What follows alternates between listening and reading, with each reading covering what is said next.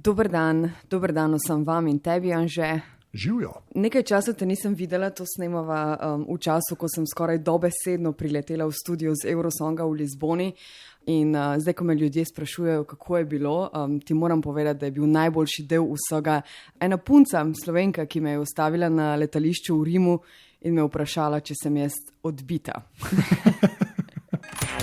Odbita? Dobita. Dva človeka za lažjo navigacijo med novimi tehnologijami.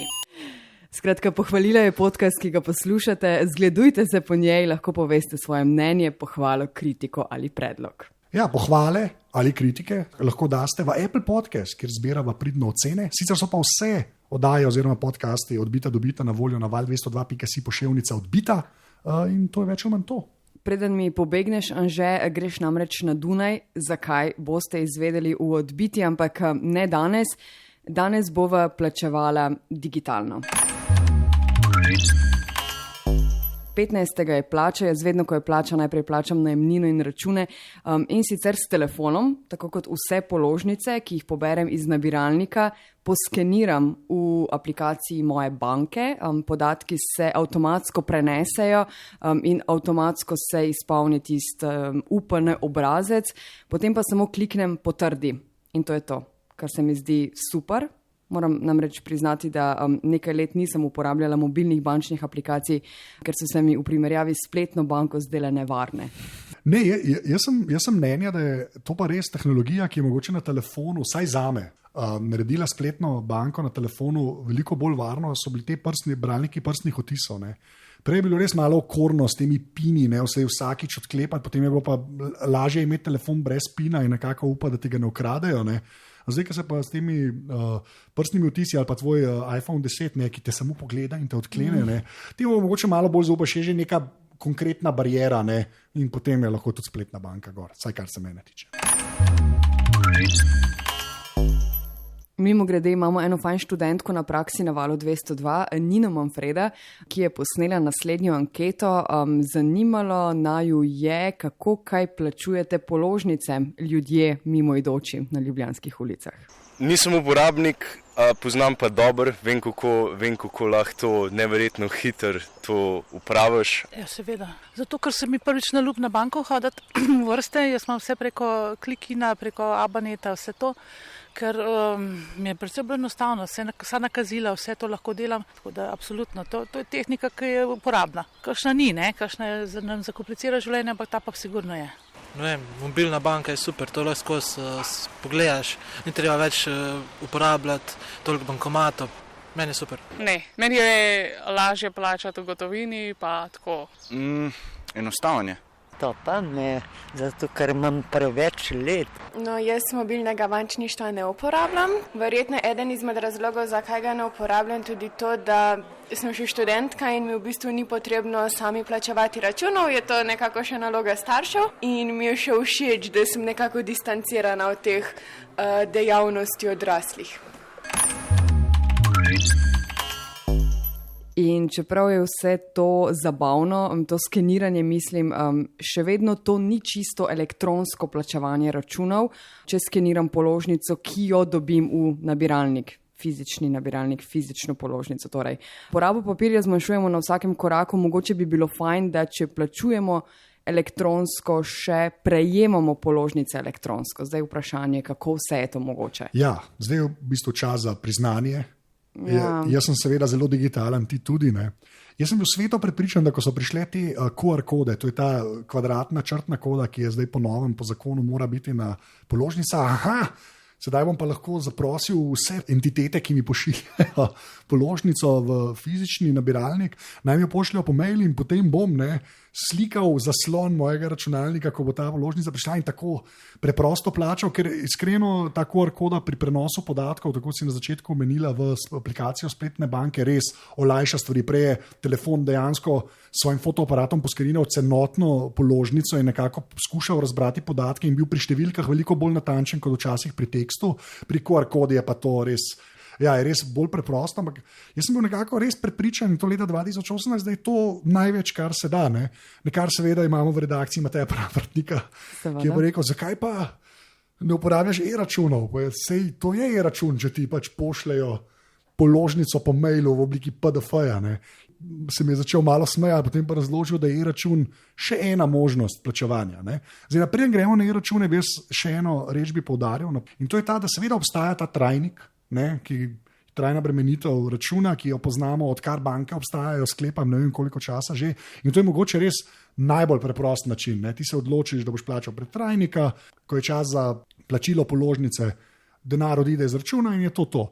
Mi pa tukaj govorijo bolj o tem, da če nočeš imeti trajnika, se pravi, da hočeš aktivno plačati položnice, se bila vsaj do pred kratkim oba prepričana, da je to najže tako, da slikaš položnico, ki je prišla ali v fizični nabiralnik ali po spletni nabiralnik. Jaz sem res uživala, meni se zdi super skenirati položnice. Mislila, da smo v prihodnosti, vendar nismo. Potem je pa Matej opozoril na te e-račune, je pa način plačevanja, ki izniči še ta korak pošiljanja položnice ali fizične ali pa v nabiralnik spletne pošte. Gre pa za to, da dejansko račun dobimo neposredno v spletno banko. Se pravi, še en korak se popolnoma umakne v tej verigi, da plačujemo. Ko sem pa to slišal, me je pa konkretno začelo zanimati in sem potem to dejansko tudi pri sebi storil. In sem zaprosil za 3 ponudniki različnih storitev, ki mi pošiljajo položnice, omogočajo pač e-račun. In to narediš preko svoje spletne banke, na kar tam je nek postopek in potem začneš prejemati e-račune in potem pa ta plačevanje postane dobesedno, prišel je e-račun v spletni banki, ali bi ga plačali? Da. In je to. A dobiš obvestilo, tako kot če ti nekdo povšečka fotografijo na Facebooku? Nekaj na mobilni. To je dobro vprašanje. Mislim, da odvisno že spet od aplikacije banke. Ne smemo preveč posploševati, ker ima vsaka spletna banka že na računalniku je po svoje narejena, vsaka na telefonu je po svoje narejena, ampak dejansko gre pa za to, da se dobesedno se izniči potreba po položnici. In se pa moram reči, da jaz sem imel takoj ta nek pomislek, potem pa kako bom pa kaj arhiviral ali pa ne, ampak to se dejansko dogaja na banki, kar se mi zdi, da je zdaj, če bankam že toliko zaupamo, da imamo tam svoje prihranke, zakaj jim ne bi zaupali, da pač vodijo tudi to evidenco. Torej, trajnik je tista stvar, ki obstaja že 100 let, ogromno časa in jo lahko uredite na banki, ampak obstajajo alternative, elektronske, digitalne alternative. Ena je e-račun, ki ga uredite v svoji banki in s podjetjem, ki je ponudnik, naprimer vaše dobave električne energije in račun, ki ga dobite na e-mail in ga še vedno poskenirate in plačate. Zdaj, e-račun omogočajo samo določena podjetja, sva ugotovila, ne še čisto vsa v Sloveniji. Kaj predlagava, da potem preverijo ljudje vse, kar dobivajo, če se to da, ne? Tako, pri moji banki je bilo to tako, da sem dejansko v spletni banki na računalniku vnesel davčno številko podjetja, ki mi pošilja položnico ali pa njihovo ime in tam poiščejo po bazi in če podjetje to omogoča, se naročiš na e-račun in potem nekaj časa sicer traja, ampak potem od tam naprej dobivaš e-račune. Tako da ni zdaj to nek kompliciran proces, kjer je treba na banko karkoli spraševati, dokler imaš spletno banko, to enostavno poiščeš v njihovem vmesniku.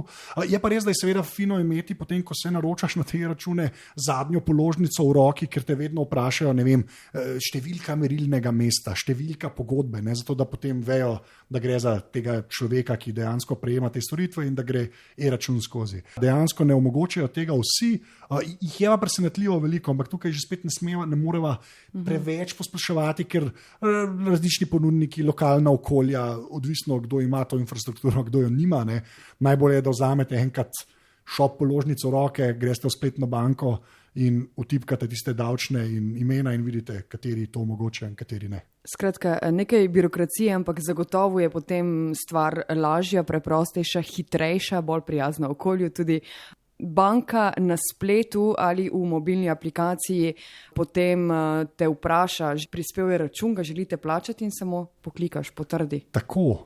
Ker dejansko gre samo za podatke, ki so jih pač posredovali namesto tebi, tvoji banki in ker jim preko banke plačuješ, se te podatki samodejno upišejo v navidezno, zdaj delam narekovanje v zraku spet, položnico.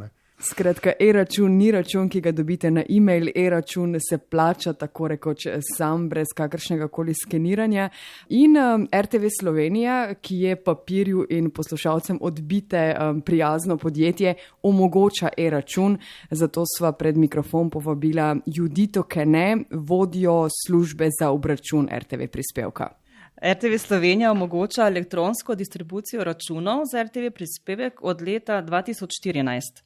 Najprej kot e-račun v elektronsko oziroma spletno banko, nekoliko kasneje pa smo omogočili tudi prejemanje računov na elektronski naslov, prejemanje računov v mobilno aplikacijo mBills, pa tudi prejemanje računov v elektronske predale nekaterih drugih ponudnikov, ki pridejo predvsem v poštev za pravne osebe, kot je na primer BizBox. Ne predstavljam si, koliko ljudi ne dobi računa v nabiralnik. Je tebe številka presenetila? Mislim, mene je predvsem presenetilo število ljudi, ki že ima trajnik. Meni se to zdi sicer super, trajniki so res daleč najlažja reč, ko se plačuje položnice, tako da me je v bistvu ta velik odstotek ljudi s trajnikom pozitivno presenetil, ne. Potem so pa številke nekako prišle v to neko sfero. Tudi jaz sem se zaradi njih boljše počutil, ne, če jaz nisem vedel za ta račun, očitno nisem edini, ne, ker še vedno veliko ljudi pač dobiva fizično v nabiralnik. Je pa ta številka ljudi, ki plačuje preko e-računa, vsak dan višja, ne, kar je pa tudi vzpodbudno. Ampak me je pa dejansko kar malo pomirilo, da očitno nisva edina, ki ne veva za to možnost. Ne. Judita Kene, kakšne so torej statistike? Žal še vedno večina, to je pri nas 66%, račune prejema klasično, pač po navadni pošti in jih potem plačujejo s plačilnim nalogom ali pa na elektronski način. Z direktno bremenitvijo računa, temu smo včasih rekli trajni nalog, pa poravnava svoje obveznosti 32% naših zavezancev. Le ti lahko prejemajo račune na različne načine, se pravi elektronsko na e-naslov, večina pa računov ne želi sploh prejemati. Se gre za zakonsko določeno višino obveznosti, ki je vsak mesec enaka. RTV Slovenija vse zavezance, ki plačujejo račune elektronsko, spodbuja k elektronskemu prejemanju računov namesto računov v papirni obliki. Ravno v letošnjem letu smo presegli mejo 10.000 oseb, ki jim pošiljamo e-račune, kar v celotni strukturi zavezancev za RTV prispevek predstavlja 2%. Tako da je tu še vedno veliko prostora za prihodnje in za generacije, ki prihajajo. Ti odstotki, malo mali v letu 2018, pa še naju ni v teh odstotkih vse narobe? Ne vse narobe, ampak se mi zdi pa predvsem spodbudno to, da številka raste. Sklepam, da je tudi pri kakšnemu drugemu ponudniku tako. Ne? Jaz upam, da bo tudi ta oddaja koga spodbudila, da kaj takega naredi. Ne? Ampak je pa več kot očitno tudi ta oddaja, upam, da bo en tak košček mozaika pri osveščanju tega načina plačevanja, ker je več kot očitno potrebno.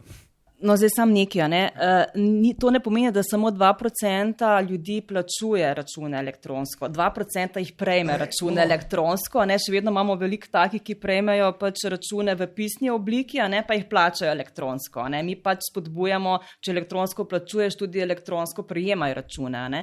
In sicer številka res gleda mogoče majhna, 2% na našo celotno maso, ampak v bistvu moram pa povedati, da imamo v zadnjem letu recimo kar visok trend naraščajoča, kako nam v bistvu te številke rastejo, ker v preteklosti pač to je vseeno neka relativno nova zadeva, ljudem ni toliko zelo še poznana, sploh mogoče ne malo starejši populaciji, pa tudi od mlajših, nekateri se pač za to ne odločajo, tako da je zadeva, ki je seveda sigurno za prihodnost. Na tem, to je področje, ki se bo gradilo, ki se bo večalo tudi v prihodnje. Tako da ni to tako hudo zaskrbljujoče. Mi smo seveda veseli vsak mesec, če se jih poveča po 200, 300, pa naslednji mesec 200, 300. Ta 2%. A se ve, koliko jih pač prejema, samo da dobijo po spletni pošti račun, pa tisti, ki grejo dejansko račun, tisti, ki prija na banko? Ja, največji odstotek jih prijema pač v spletno banko. Direktno, kar je tudi najbolj enostavna oblika, najlažje plačljiva, z enim klikom dejansko se potem račun brez prepisovanja podatkov, brez skeniranja, karkoli.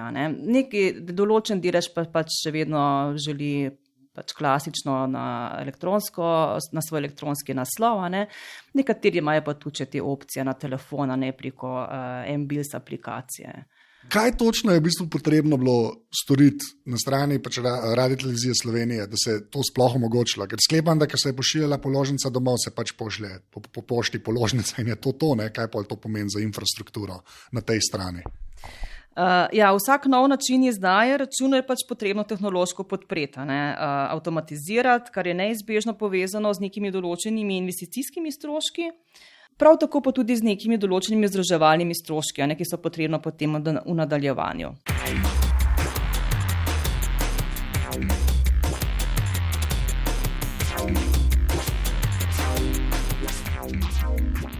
Še nekaj navodil, če ne bi več RTV položnice prejemali domov, če se odločite za položnico na elektronski naslov, lahko to uredite tudi po telefonu 01475 3010, bova zapisala v zapiske, med 8 in 15 uro med delovniki. E-račun, ki ga pa v tej epizodi Odbite najbolj poudarjava, pa uredite v spletni banki sami, neposredno ali pa izpolnite obrazec, ki ga najdete na www.rtvslo.si in vam pomagajo.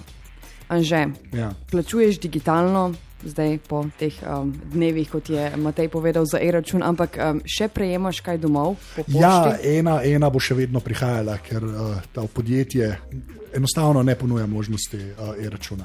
Tako da ena bo še vedno, dejansko tudi ne tistega po spletni pošti, ampak ena položnica bo torej še prihajala, tako da upam, da se tudi oni modernizirajo in pridejo na ta vlak, ker je v tem vlaku fino. Jaz bom zdaj tudi nam skočila in čim prej uredila, upam, da čim več e-položnic. Ja, poskusite, pa nam sporočite, kako vi plačujete digitalno, plačujte čim več digitalno, ker prihranite čas in denar. Hvala za pozornost, to je bila še ena Odbita dobita. In vse oddaje Odbita dobita najdete na val202.si / odbita. Seveda z nama lahko komunicirate tudi prek Twitterja. Ko sva skupaj, sva afna Odbita, ko si sama Maruša, si Twitteruša Maruša. In jaz sem Anzeta. Pa hvala vsem, ki dajete ocene v Apple Podcast. Ceniva. Se slišimo. Čau. Čau, čau. Odbita dobita. Dva človeka za lažjo navigacijo med novimi tehnologijami.